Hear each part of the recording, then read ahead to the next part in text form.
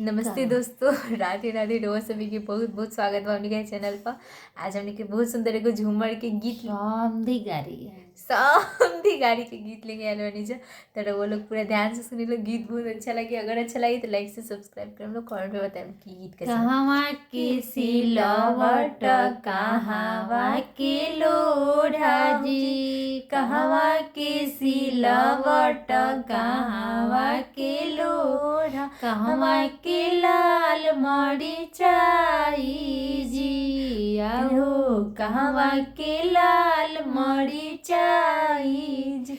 छपरा के सिलवट पटना के लोढ़ा हो, छपरा के सिलवट पटना के लोढ़ा हो, डुमरसन के लाल मरिचाई जी, आहो डुमरसन के लाल मरिचाई, लाल मरिचाई हानाहन के कुटाई हो, लाल मरिचाई हानाहन के पिसाई हो, समधी के गाल पछपाई हो, समधी के गाल पछपाई, उनकर गाल भका भकाई हमर हृदय जुड़ाई हो, उनकर गाल भका भकाई हमर हृदय जुड़ाई हो।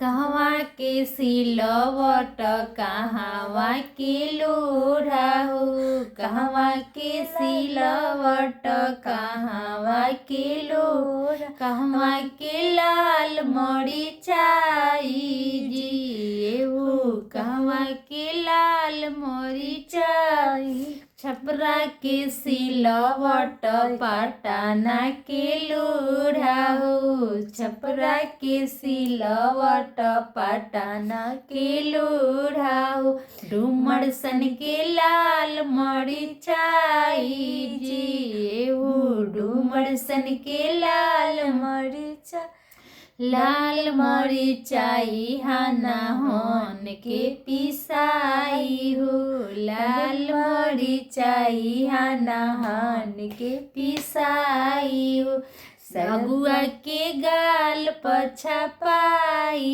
हो, रघुआ के गाल पछपा, उनकर गाल भक भकाई हमर हृदय जुड़ाई हो, उनकर गाल भक भकाई हमर हृदय जुड़ाई